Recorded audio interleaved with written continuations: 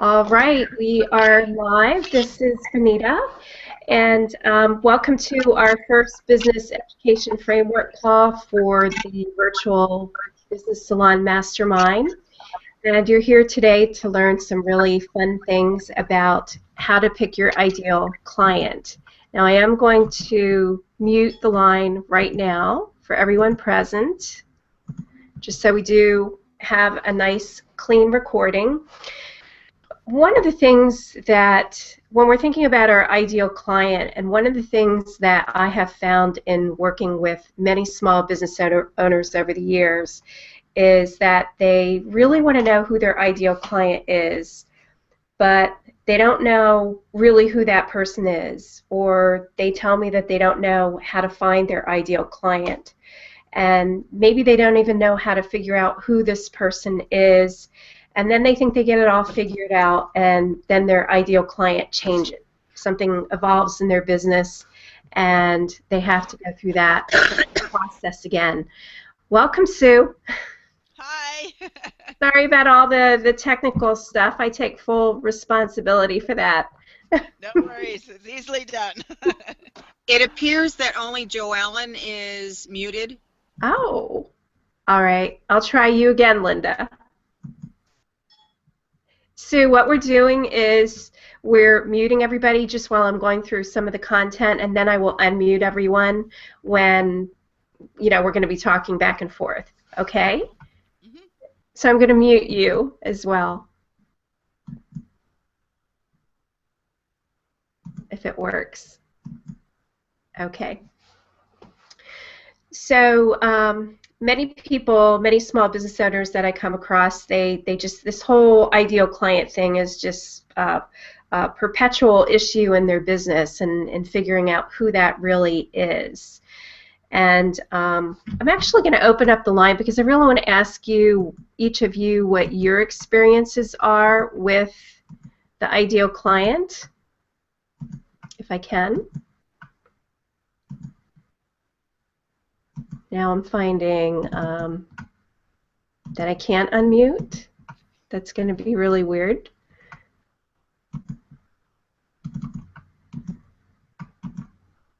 Did I ever get muted? No, you never did. And now I'm trying to unmute everyone, and it's not working. Crap.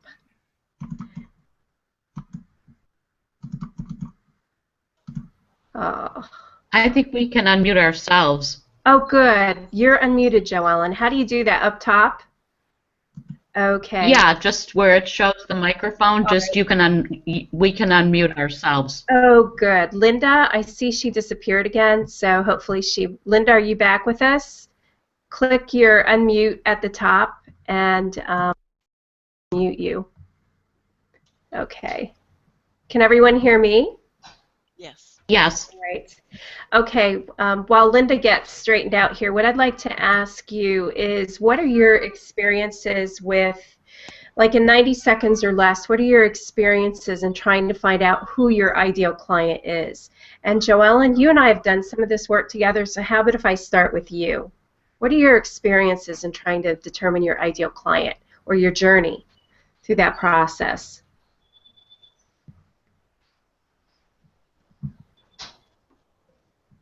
Joellen? Oh, you're asking me. Okay. Yes. Sorry about that. Yeah, I think your voice skipped out. Well, I know that you and I worked on it together, and it was very helpful to, well, it was helpful to go through the many dimensions of what an ideal client could be. And I don't know how much detail you want me to give, but Whatever you can fit it's in been 90 helpful. seconds. Yeah, okay, it's been helpful, and I'll just add a couple other points.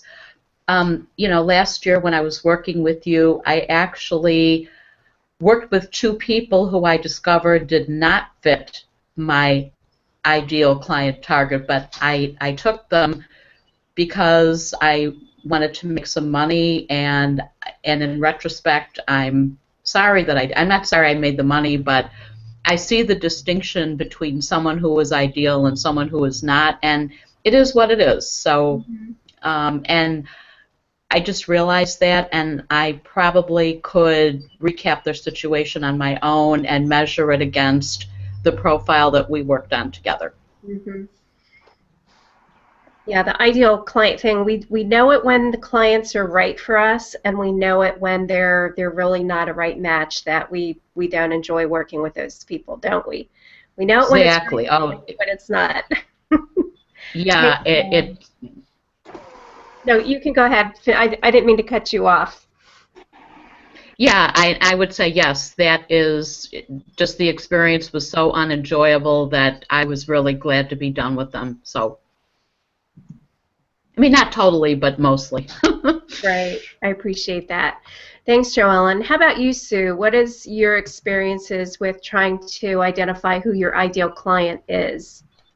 Um, well, because I've only had one, she was fantastic.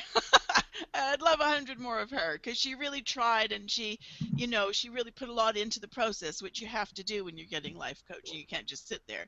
But I think the mistake I made when I first started out was I thought I want to work with frustrated creatives, but the problem with that is they don't have a lot of money for things like life coaching. Mm-hmm. So I kind of realize now that I can use all the creative tools on other issues, and that's partly from working with this woman. Um, but I'm not sure I really don't know who my ideal client is anymore. Okay. So you're starting from scratch again in identifying who that ideal client is, I think so. which, yeah, I think, that's actually a good place to be. And that's, you know, so I hope you're happy to hear that. Well, it could be worse, I guess. Yes, yes. The thing is that our ideal client is always evolving and it's changing, and we'll talk a little bit more about that in a couple of minutes. But what I'm going to share today is how to create a character sketch, which I think will make the whole process of identifying the ideal client a lot more fun and a lot more playful than what we typically do. Now, Linda, is your microphone Yes. open? Oh, awesome. What is your experience? Thank you, Sue. What is your experience with identifying who is your ideal client? Well, it seems that I have two avenues of ideal clients. Um, for the strictly retail part of my business, so far I have mainly connected with the lower end of the financial spectrum as far as retail, and I'm trying to find ways of connecting with an upper level who has more discretionary income, um, looking for high quality and is willing to pay for it. Mm-hmm. So I can sell the higher priced things and do less and make more. So you do have some beautiful jewelry, so finding that right person who's willing to invest, who has the money, and just off the cuff, part of that is probably thinking about some higher level networking venues to go to. Exactly. Yeah, that's going to be part of that. Now, thank you. Thank you all for sharing your experiences with the whole ideal client thing that we have going on here. What I'd like you to think about, and what we're going to really be focusing on today, is your ideal client is really like a character in a story. It's a story that you write. And the other thing to realize, and I think you probably already all know this, is that we can't work with everyone. We don't want to work with everyone. We won't enjoy working with everyone, and not every single person out there will gain value or appreciate what we have to do. And I think overall, once we identify who that ideal client is and what their story is and what their big pain and problem is and what they're going through, we're going to know it when we're talking with this person, when we're meeting them at networking events, and we're going to feel more comfortable talking to the right people rather than when we feel uncomfortable talking to the wrong people. And your ideal client will shift and change over time.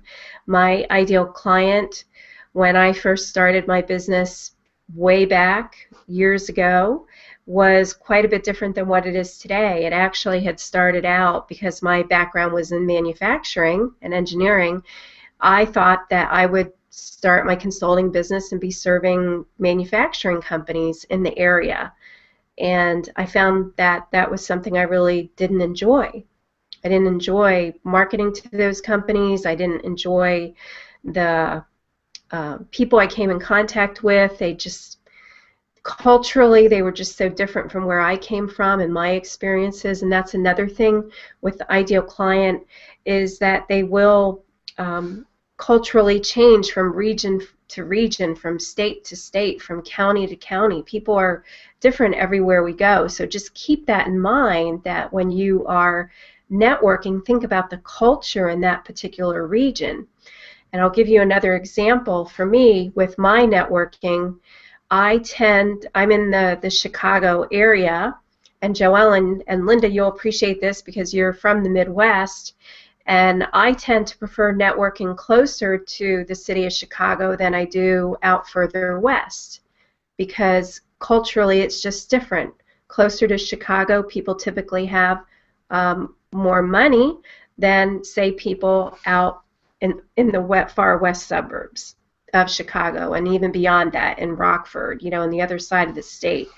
So even locally, I tend to go east towards Chicago, or south or north of Chicago, rather than west. Does that make sense? I hope so. And because it just culturally it's different. Also, one reason so many of us have a challenge figuring out our niche is, and I struggled with this myself, is we think we have to have everything figured out, that we're attached to knowing everything we can possibly know about who our particular ideal client is. And if we just embrace the idea that we don't need to have all the answers about who our ideal client is, I think we can relax a lot more about it and have fun with this process. I'm on this quest to make being in business as much fun, or, you know, another way of putting it is as enjoyable as possible, and not have everything feel like such a struggle. The process I'll show you today about creating your ideal client character sketch, which is what I will call it, I hope you'll find to be a lot more fun to do. Now, I do have some notes, so if you see me looking off to the side, that's what I'm looking at. Once you know who your ideal client is, then you can create the most appropriate products and services that will help solve that client's big pain or big problem, and will also provide the maximum value to them, and they'll be willing to invest in those products and services if they have the money to do so. It will also, once we know who our ideal client character is, it will also help us write better marketing copy to help attract our clients, and it will just help make things so much easier in our marketing, which is what we're going for. We're going for this ease and this flow, making things more enjoyable in our business rather than a struggle and ultra stressful. That's definitely what I'm moving away from. The big thing that is standing in your way of attracting or communicating with your most ideal clients is this unknown about who they are. And again, being attached to thinking we need to know everything about them. You don't need to know everything about this person to be able to create an ideal client criteria profile and know when you meet that person, when you are out and about doing your networking. So by creating your ideal client character sketch, your profile, you make the unseen seen, and you can communicate to this person in a way that emotionally affects them, because they see themselves in your marketing copy, and that's because you do know to a great extent who this person is. You do know what their problems are. You do know what their motivations and their desires are and what their backstory is about how they got to where they are today in their journey of life.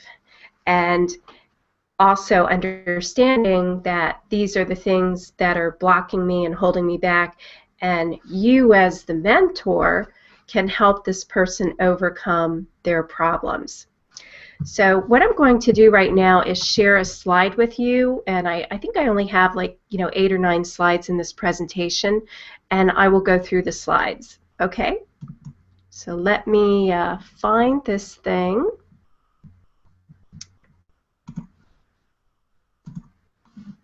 Sure, I have everything closed out. Let me bring it up here. Try again.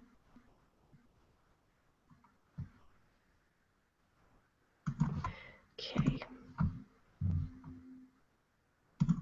For some reason it's not bringing up my slide, the presentation.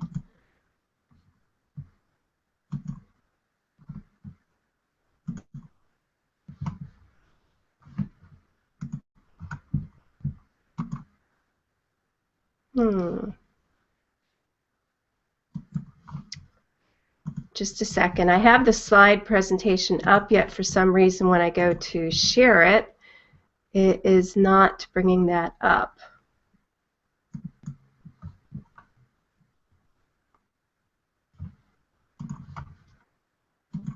Let me open it up again, and if that doesn't work, I will try something else here.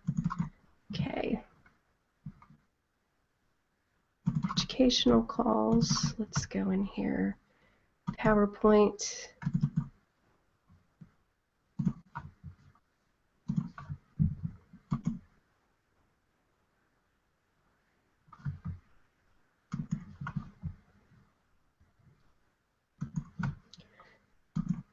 Brought it up earlier and now it's not bringing it up. Let me try with the PowerPoint.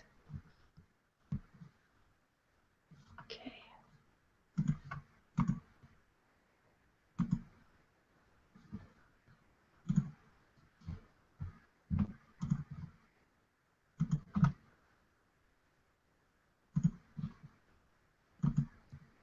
Bonita? Yes? Ah, okay. I think I found it. It wasn't coming up as the PDF. Can you see a slide? You put a link. Can you see it? No, that's different. No, I think that's just a wrong thing to the Google Hangouts. Can you see the PowerPoint? Yes. Good. Awesome. It wasn't bringing up the PDF, but it brought up the PowerPoint file itself. So we'll go with this. So let me get to our first real content slide. Is so the question is, where do you start in finding who your ideal client is? And where you start is by looking at the experience that you have so far. Who are the people who you've worked with, who you've really enjoyed working with? And these can be previous clients, and it could also be people, if you think about your work experience, you can probably name at least 3 or 4 people who you enjoyed working with, either as a client or in your previous work experience. These people that you enjoy working with have certain characteristics. They have certain personalities, and you enjoyed working with those people. So you can probably name at least 3 or 4 favorite people who you enjoyed working with.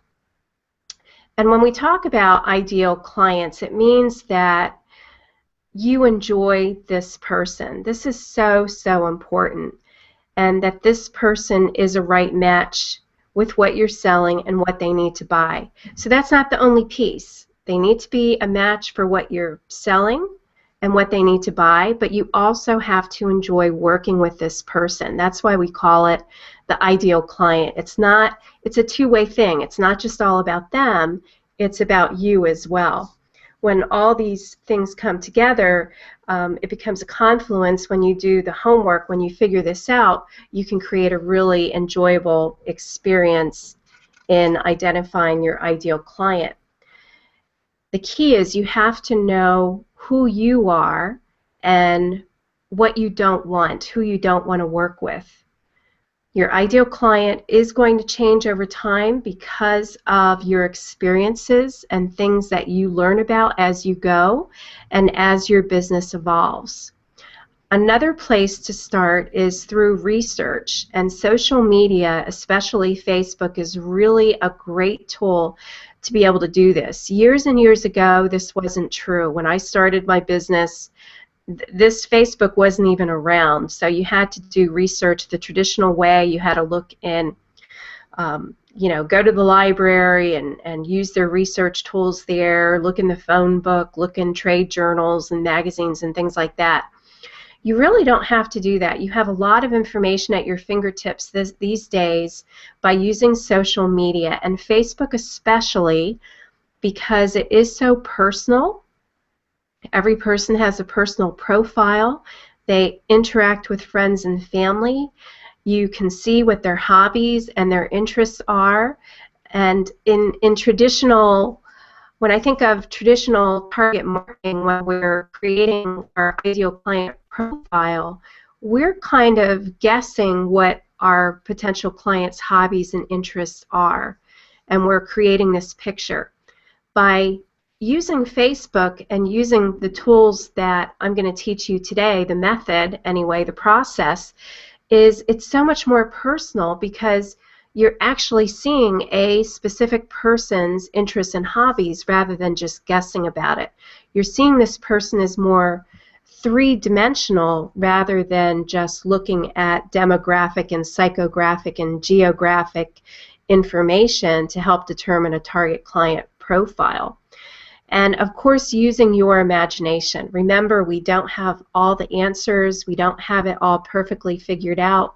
We can fill in those gaps where we may not have information with our imagination. So these are places that you want to start, is right here. So you can see it's kind of pretty simple. So let me ask you, I'm going to stop sharing for a second. What do you think about those methods for finding your ideal client character sketch? Is it different than what you may have been told before? And maybe what you even learned from me before?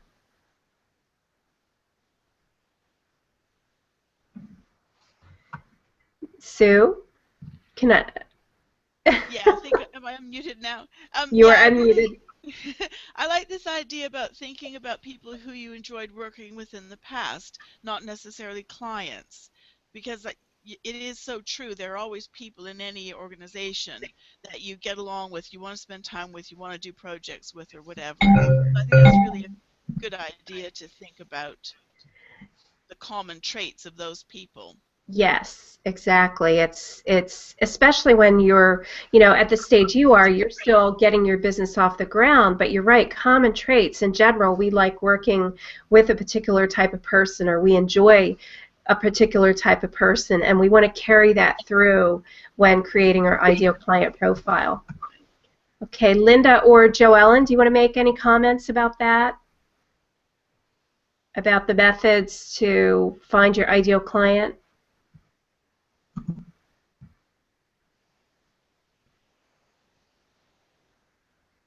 Okay, I don't hear anyone. So, Joellen? Okay. All right. I'll let you guys control the mute. The only time I'll control it is if, say, for example, that I hear some noise here. Let me just take a look at the chat over here. All right. So Joellen switched computers because her laptop froze. And, oh, Sue, I like your comment also. You're considering Oxford rather than some of the smaller towns nearby. Does that tie in with that whole comment about culturally things change in Yes. different regions? Yes. Yeah, because I've been going to networking and stuff in smaller towns surrounding Oxford, and I just think it's the wrong, that one client I had was actually from Central Oxford, so that should have been a clue, probably. You know, it's not always that obvious. We're trying to figure this out, and there's a lot of different things going through our minds at any one time when you're trying to grow your business. But yes, that makes sense to me because that has been my experience in the Chicago region. Getting closer to the city makes a difference. Okay. All right, I'm going to go back to our slides.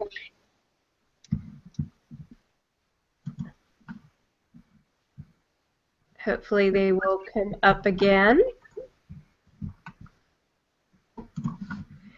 You know, when I did my business planning demonstration, I had no problem with going back and forth between my slides, and now today I do seem to have an issue. So let me restart it again. It's good I don't have so many of them. My goodness. I think that's part of the challenge of these Google Hangouts sometimes. They're great when they work, but when they don't. Okay, here we go. I got it.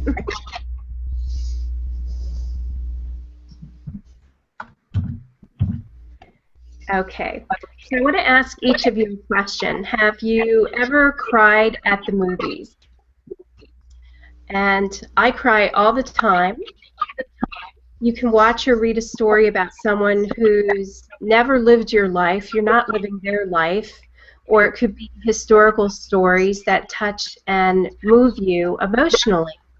And women do tend to do this more than men, but men cry too. I've seen both my husband, my ex-husband and my current husband kind of, try to hide some tears as they're, watching a movie. The important point that I want to make is that story impacts us because we identify in one way or another with the characters, and that is why we cry, why we get emotionally involved. Does anyone know this movie, The Bridges in Madison County? Has anyone ever seen it?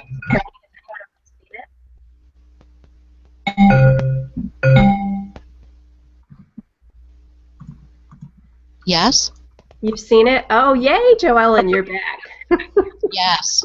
Yes. Can you hear me okay? Yes, I can hear you. I can hear you.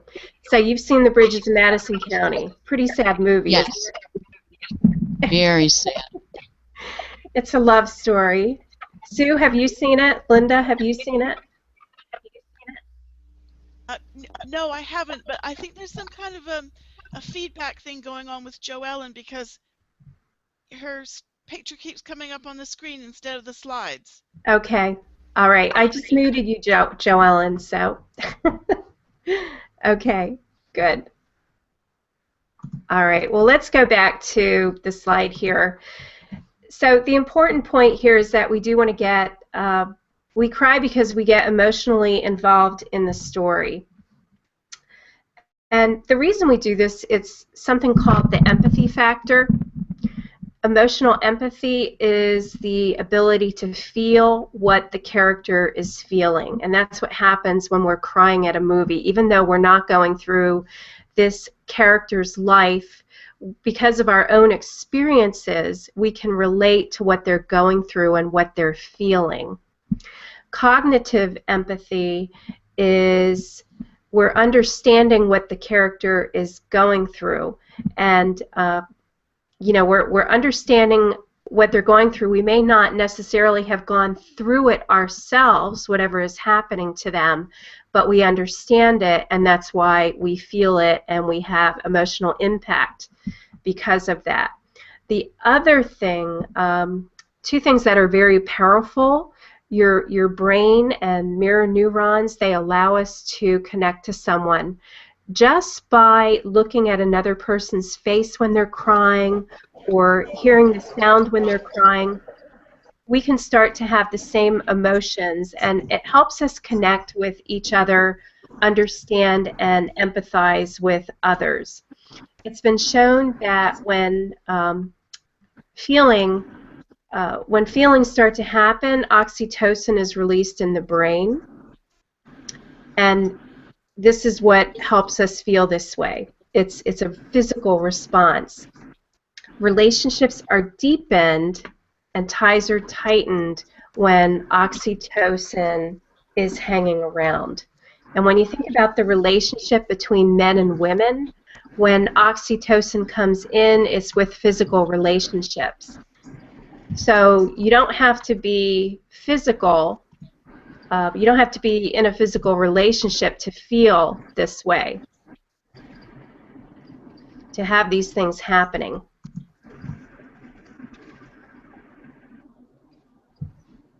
So the whole reason you're doing this character sketch, this profile thing, is to connect to your audience through emotion, because we want to have your prospective clients identify themselves with your ideal client, who I refer to as your Valiant client or your hero client. Every story needs to have a hero. You are not the hero of your story. It is your client. The hero story actually revolves around them. And what we want to do is find as many positive and negative emotions around what they're going through so we can tell their story in a more succinct and effective manner and find out their defining moments and their pain points. So again, this is so we can emotionally connect with each other, with our potential clients. So let me ask you now, do you have any questions about anything that we've covered so far? I mean, basically, we're talking a lot about, you know, connecting emotionally and writing stories. Can you see how this process might be a little bit different than doing it the traditional route of doing all that research and, you know, the more the traditional way of doing it, market research?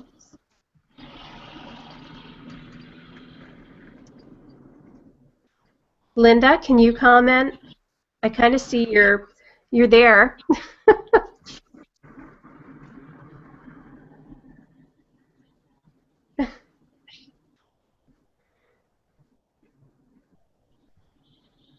Okay, anybody else have any comments? Is this helpful?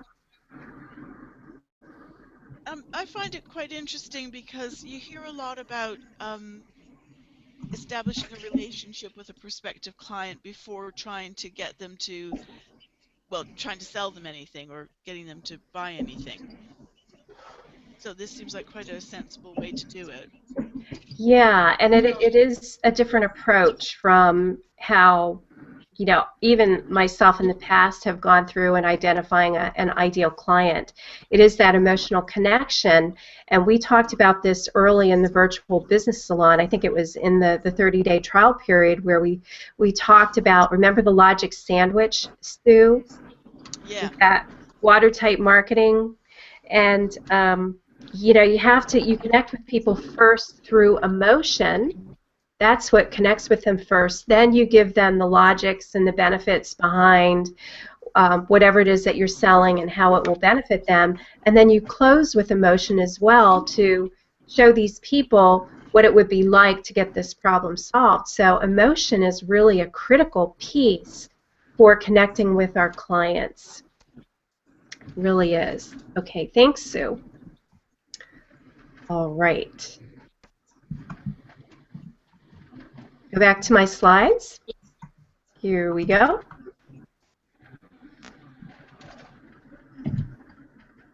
So we're connecting through emotions. Your audience needs to identify with your hero, the hero of your story, and you know, finding the positive and negative emotions. Is there a defining moment for them where they undertook their journey? And we really want to dig deep into the motivations and their world view.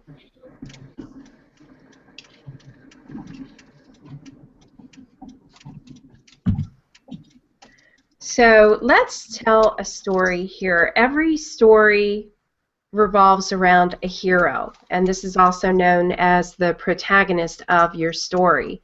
And if you ever watched the movie The Bridges of Madison County, and Joellen, I know you had noted that you did, the protagonist in that story was Francesca. It was the woman. She was she was from Italy, and she married a farmer. Somehow, I don't quite remember how she got connected with him, but she met a man, fell in love, and he happened to be a farmer from Iowa. So she moved to Iowa and was living as a farmer's wife, being a very sophisticated woman, you know, who was used to being exposed to the culture of Italy. I believe she wanted to be an artist, and now she was a housewife. Every hero has a backstory, and that's part of her story. Her story didn't materialize out of thin air, and neither do our clients' stories either. They have a history. They have certain motivations and goals at the outset of her story that may shift and change as the story evolves. At the beginning of the story, there's going to be a problem that comes up, and they will be called on a journey. And sometimes this call is something that they accept, but most times it's put to them in a way that they really, really don't want to have this problem. They don't want to deal with this problem. It would be something that they wouldn't raise their hands and say, yes, please give me this problem. Now, when I think about Francesca and her story character, she was living this somewhat boring, unfulfilling life on the farm in Iowa, and one day this National Geographic photographer stops by her home and is asking her if she knew where the covered bridges were in Madison County. And as it turns out, they had an affair, and she seriously considered leaving her husband and her children behind to pursue this more exciting life with this photographer. So that is all part of her story, and she's the hero, and she is confronted with a situation where she has to make some very difficult choices. Is she going to leave with this photographer, or is she going to stay? And that becomes leading up to the defining moment where a problem has to be solved. And the problem is, does she stay or does she leave, and then something happens. This is the same thing that's going on with our clients. We need to think about where they've been, what their stories are, and in the stories that we are writing in our ideal client character sketch, we, the mentor, show up because our clients do have some weaknesses, they have some fears, they may not have some knowledge that they need to overcome a problem. They do have some strengths, and we as the mentor help our clients overcome our fears and weaknesses, and also show them how to capitalize on the strengths that they already have, so that they can overcome their issues, their big pains, their big problems. It's the mentor's job to help them see their strengths and conquer their fear and work through them. So all these pieces are going to be part of your ideal client profile. And I hope it's starting to become clear to you that writing a story about your client will really give you a lot more insight into who this person really is and what their feelings are and where they're coming from and what their motivations are, what they want to accomplish, and what type of help they need. And if we were to use traditional nomenclature, which we've already alluded to, which would be where you would create an avatar or an ideal client profile using demographics and psychographics and maybe listing a few hobbies and knowing a few magazines that they read, that these things really fall far short of considering the real person as a whole.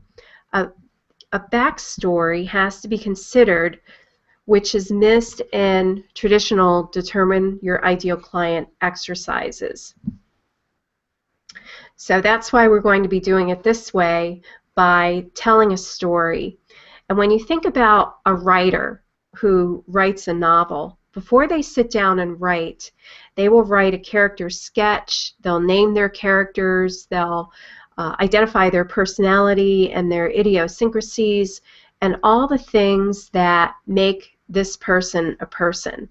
So if you think about putting together your ideal client profile by writing a character sketch instead of creating a traditional client profile, you can play with this and I believe have a lot more fun with this whole exercise, and you can relax about how heavy it feels to make this a be-all end-all decision about who is your target client. It's a story, it's evolving, it's changing over time. So this is like permission to relax and let your imagination come in and play and just make things easier around this whole ideal client thing. So what I'd like to do now is just come back and check out the chat and talk with each of you, get your thoughts about this. What do you think about writing a story about your clients? And each of you are muted, so you can unmute yourself or you can type in the chat box, whichever is easier for you. Do you like this whole idea of creating like a story about your ideal client rather than the old boring way? Doing market research. This Hi, is Linda. Linda. Can you hear me again? Yes, I can. I'm sorry, my phone overheated before. I had to let it cool down. I'm in a car. What can I say? Yeah. Hey, you're a trooper. You are a trooper. You are here on the call. You're on a car, in a phone. You're making it work. That's why they call them smartphones. You just have to be smart to run them. Yes. Anyway, I love the story because the traditional ways seemed cold and calculating, and I had trouble identifying with it. And the idea of kind of creating a story, and I think back to some of my higher, I'll call them higher price clients, they had a definite story, you know, as to why they were interested in the things that they were. So this makes a great deal of sense to me rather than trying to stick with what traditional business coaching says you're supposed to do. Mm-hmm. Yes, and I think it does give us a better picture of who our clients are, doesn't it? Look, it makes it more human to me, thinking about it this way. Exactly. I love this. Rather than just a bunch of statistics, and you're actually thinking about real people. Yeah. Thanks, Linda. Anybody else have any comments about that, about this whole story creating method to creating your ideal client criteria? Okay. I do see that Joellen had written in the chat that yes, people are emotional buyers. They certainly are, and that's how we make most of our decision when we're buying something. So really, really important to tap into the emotions. All right, well, let me get back to our slides and Francesca. It's a wonderful book, by the way, if you haven't read it. It's one of those where I think the first time I read it, I did cry. I cried when I read that book. So sad.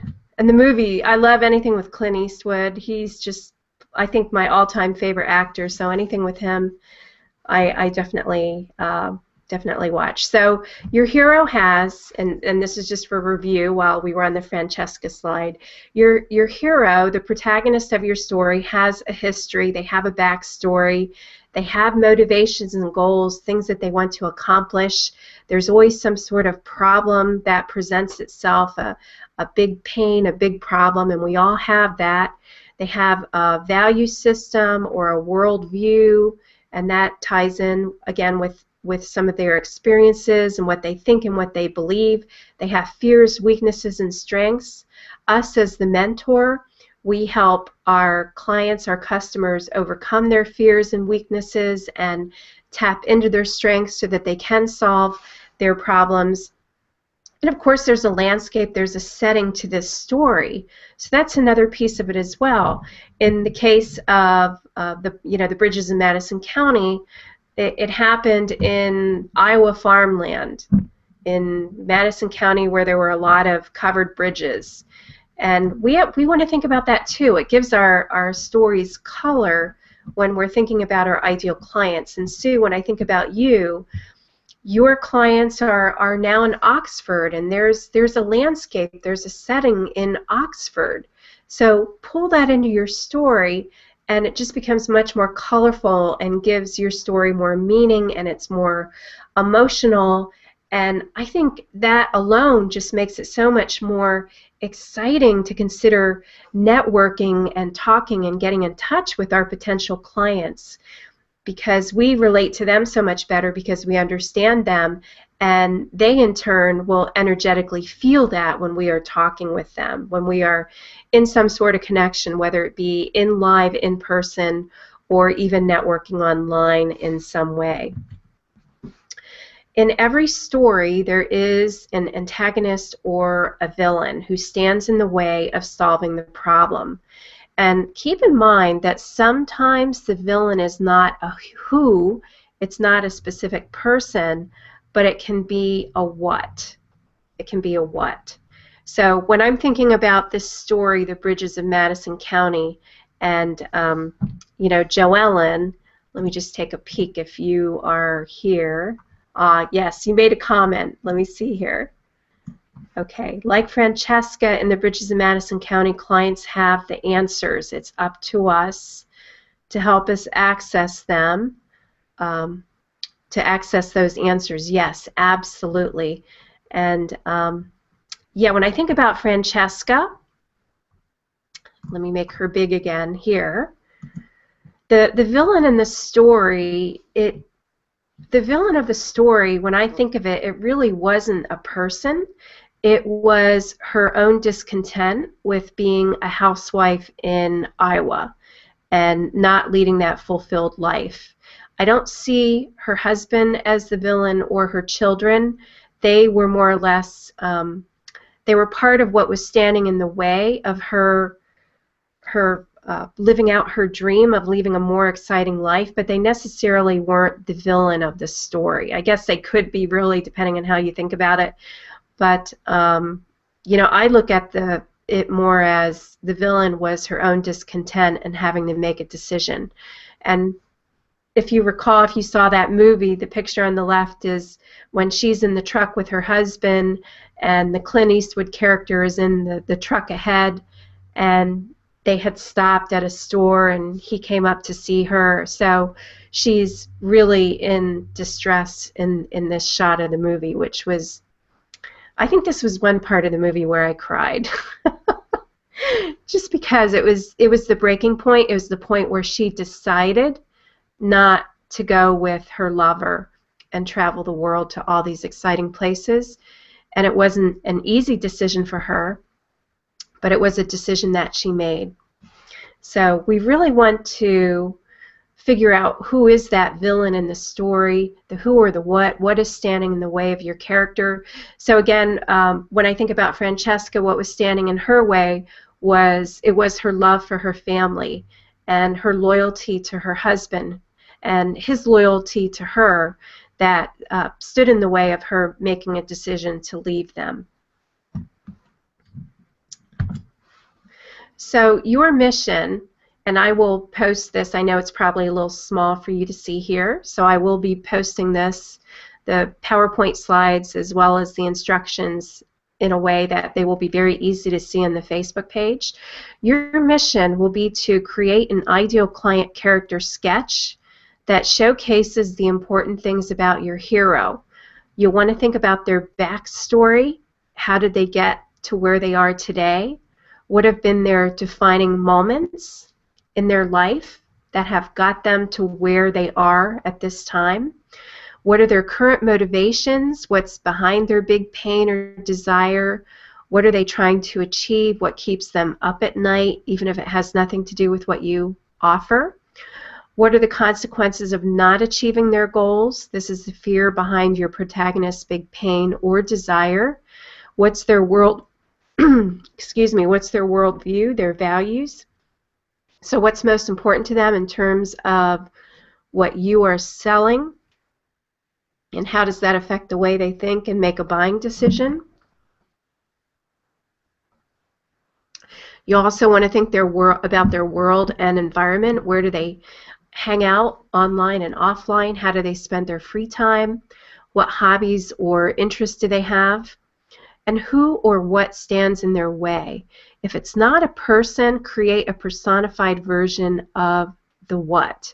So those are the things to consider when creating your ideal client character sketch.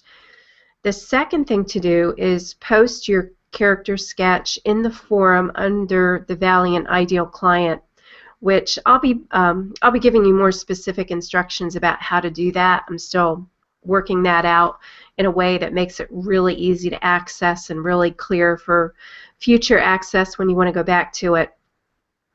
Post your character sketch no later than Tuesday, April 28th at noon Central Time, and when you do, you will be entered in a drawing to win a prize.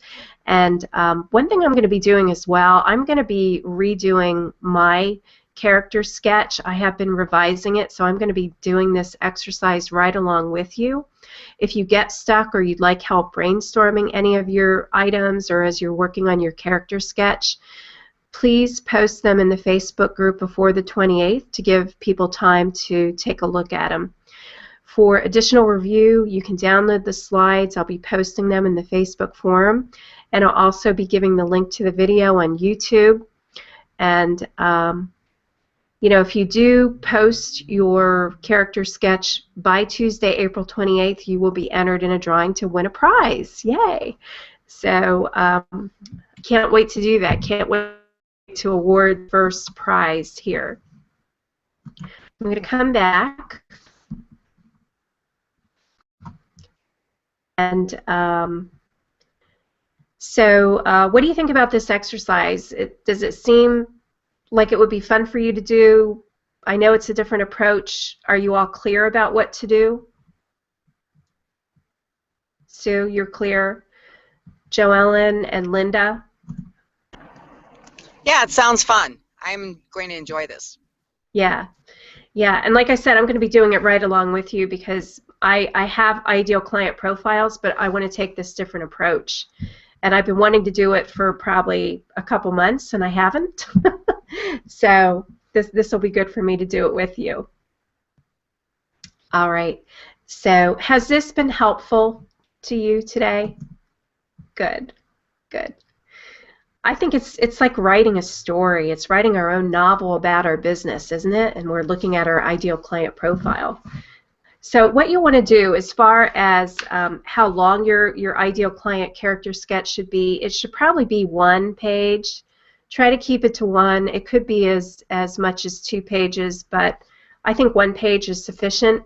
And I do have 2 examples posted already in the Facebook forum of ideal client character sketches that you can take a look at and just, you know, kind of see how it's formatted. And you know, I think it's going to be a lot of fun to do this. And this will lead right into our next training call next month, which will be really about clarifying your story, where, you know, it's a story about you and your experiences. But once again, as you're writing that, you will be considering who your client is, and they actually are the hero of your story. They see themselves in your story. So this will lead very naturally in creating your ideal client character sketch. It will lead very naturally into helping you write your unique brand story as well. All right. Well, that's it. That's what I have for you today. I will post this, the PowerPoint right away and the instruction sheet for you. The YouTube video usually takes a little while to upload, and as soon as I have that link, I'll post it. All right. Okay, well, lovely having you here today. We got through all the technology issues. We did it, so, you know, give ourselves a hand. What fun. Okay. Bye, everyone. Bye, Joellen. Bye, Sue. Bye, Linda.